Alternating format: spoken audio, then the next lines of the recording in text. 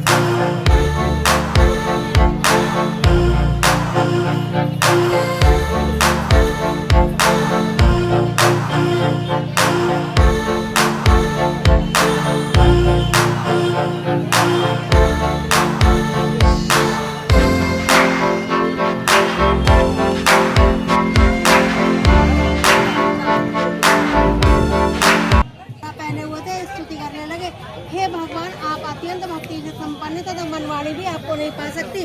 आपका आदि मध्य तथा अंत नहीं है।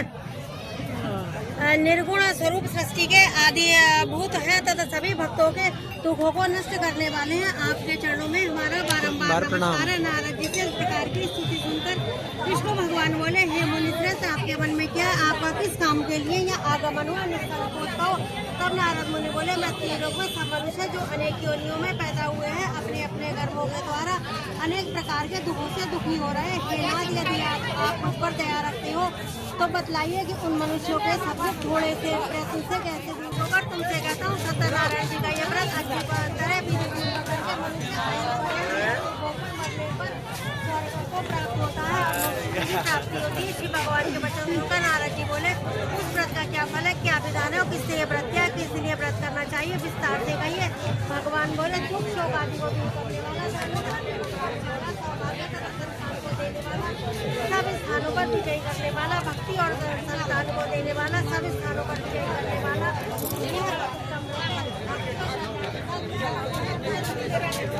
प्रातः काल के समय ब्राह्मणों और बंधुओं के साथ धर्म परायणों का पूजा करे, भक्ति भाव से नैवेद्य केले घी, दूध, गेहूँ का चूर्ण लेवे, गेहूँ के अभाव में छाटी का चूर्ण, शक्कर तथा गुड़ लेवे। भगवान ने ब्राह्मण को दुखी देकर बूढ़े ब्राह्मण का रूप धारण करके उसके पास आधार के साथ जा पूछा, हे विप्र, इससे दुखी हुआ पृथ्वी पर क्यों घूमता है? ब्राह्मण सब मुझसे कहो, मैं सुनना चाहता हूँ। ब्राह्मण बोला, मैं निर्धन ब्राह्मण हूँ, भिक्षा के लिए पृथ्वी का फिरता हूँ। हे भगवान, यदि आप कोई इसका उपाय जानते हो तो कृपा करके कहो। ब्राह्मण बोला, भगवान सत्यनारायण भगवान जी मनोवांछित फल को देने वाले, इसलिए हे ब्राह्मण तू उनका पूजन कर, जिसके करने से मनुष्य सब दुखों से मुक्त होता है। ब्राह्मण को व्रत का सारा ज्ञान बताकर बूढ़े ब्राह्मण का विचार करने वाले भगवान सत्यनारायण जी आपका ज्ञान होगा। जिस व्रत को व्रत ब्राह्मण ने बताया मैं उसको करूँगा, यह निश्चय करने पर उसे रात में नींद भी नहीं आई। वह सवेरे उठा और सत्यनारायण जी के व्रत का निश्चय करके भिक्षा के लिए चला। उसको उस दिन भिक्षा में बहुत अधिक धन मिला, जिससे बंधु बांधवों के साथ उसने भगवान सत्यनारायण जी का व्रत किया। व्रत करने के पश्चात ब्राह्मण सबको भोजन मिलकर अनेक प्रकार की संपत्तियों से युक्त हुआ। उस समय से ब्राह्मण हर मास व्रत करने लगा।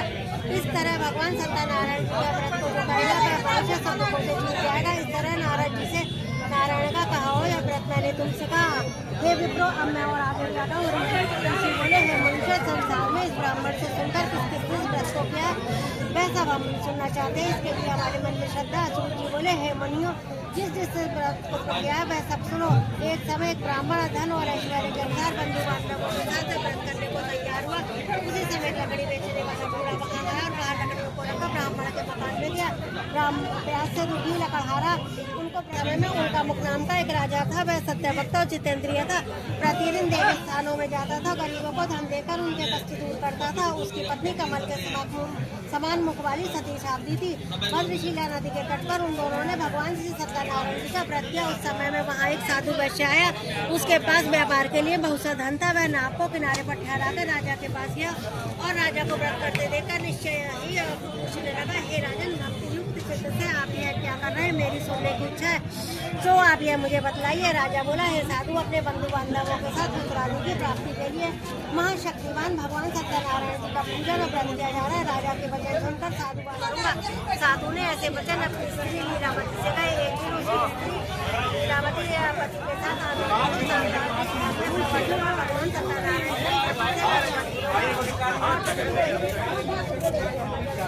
तीनों दिन में कन्या इस तरह बढ़ने लगी जैसे चौथ का चंद्रमा बढ़ता है। कन्या का नाम कलावती रखा गया। भगवान के पूजन की तैयारी करने लगी। लीला ने परिवार बंधुओं सहित भगवान सत्यनारायण जी का पूजन किया और बोला कि मेरे पति और दामाद भगवान सत्यनारायण इस व्रत से संतुष्ट होकर राजा के मंदिरों को स्वप्न में दर्शन देकर कहा, हे राजन, दोनों व्यक्तियों को प्रातः छोड़ दो। उनका सब धन जो तुमने ग्रहण किया दे दो, नहीं तो तेरा धन, राज्य, पुत्रादि सब नष्ट कर दूंगा। राजा से ऐसे वचन सुनकर और कहकर भगवान अंतर्ध्यान हो गए। प्रातःकाल राजन करने के लिए सभा में अपना सत्य सुनाया। सब दोनों बड़े पुत्रों को कैसे मुक्त कर सभा में बुलाया। दोनों ने आते ही राजा को नमस्कार किया। राजा मीठे वकीलों से बोला, हे महानुभावों, भागवत ऐसा कठिन मुक्त प्राप्त हुआ, अब तुम्हें कोई भय नहीं है। ऐसा कहकर राजा ने उनको नए नए वस्त्राभूषण पहना। उनका जितना धन दिया था उससे 2 गुना धन देकर आदर के साथ विदा किया। दोनों वैश्य अपने घर को चले गए। बोलो भगवान सत्यनारायण देव की जय। श्रीमन्नारायण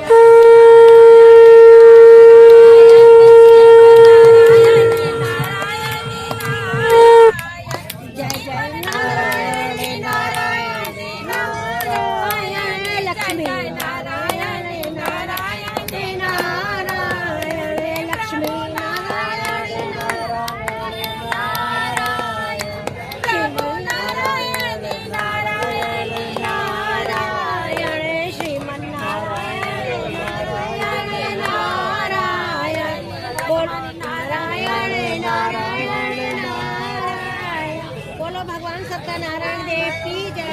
सत्यनारायण देव जी की कथा का चतुर्थ अध्याय। अभिमानी बड़े खस्ता हुआ बोला, हे दंडी, आप क्यों पूछते हो? क्या धन लेने की इच्छा है? मेरी नाम में तो बेल और पत्ते भरे। वैश्य का कठोर वचन सुनकर भगवान ने कहा, तुम्हारा वचन सत्य हो। दंडी के ऐसा कहकर दूर चले गए। वहाँ को जाकर समुद्र के किनारे बैठ गए। दंडी के जाने पर वैश्य ने नित्य क्रिया करने के पश्चात नाव को ऊंची देकर अचंबा किया। नाव में बेल पत्ते आदि देकर मूर्ति को जमीन पर गिर पड़ा और फिर मूर्छा खुलने पर शोक से करने लगा। तब उसका तभी हमारी मनोकामना पूर्ण होगी।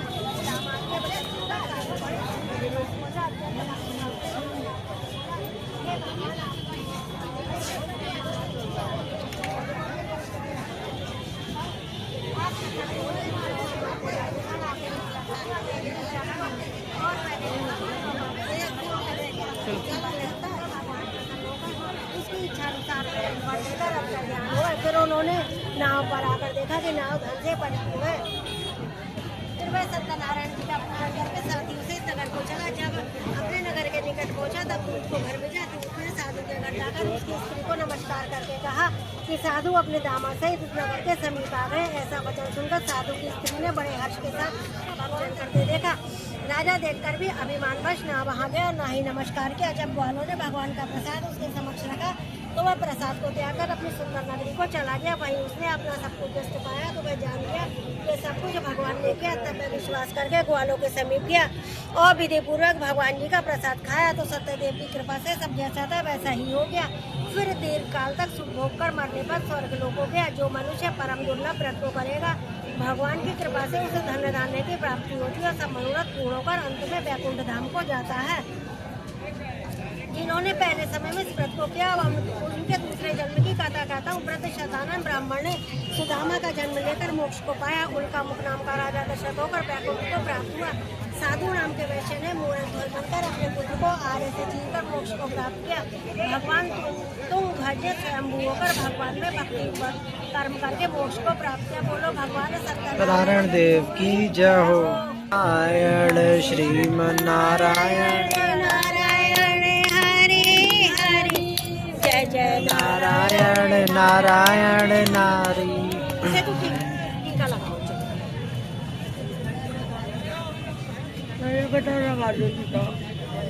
तू लगा दे। लगा लो। तू लगा दे। गानो भजन गानो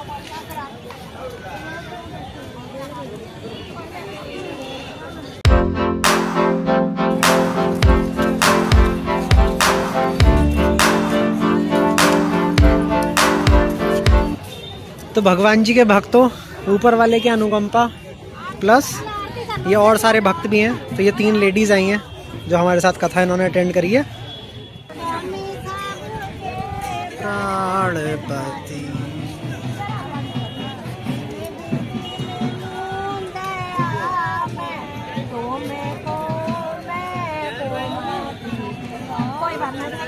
ओम जय जगदीश हरे, तुम करुणा के सागर तुम पालन करता, तुम पालन करता, मैं मूरख खल कामी,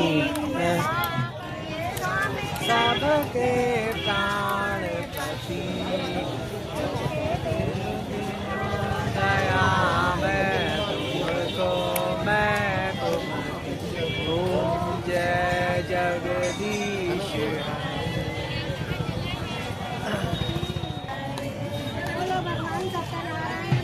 की जय हो, या की जय हो। भगवान जी के भक्तों, गंगा जी का तट अमेजिंग, प्लस फेवरेट फूड माता जी के हाथ का, और ये हमारे ओम भाई, बस और क्या चाहिए जीवन में, प्लस स्वीट डिश फेवरेट वाली। This is amazing.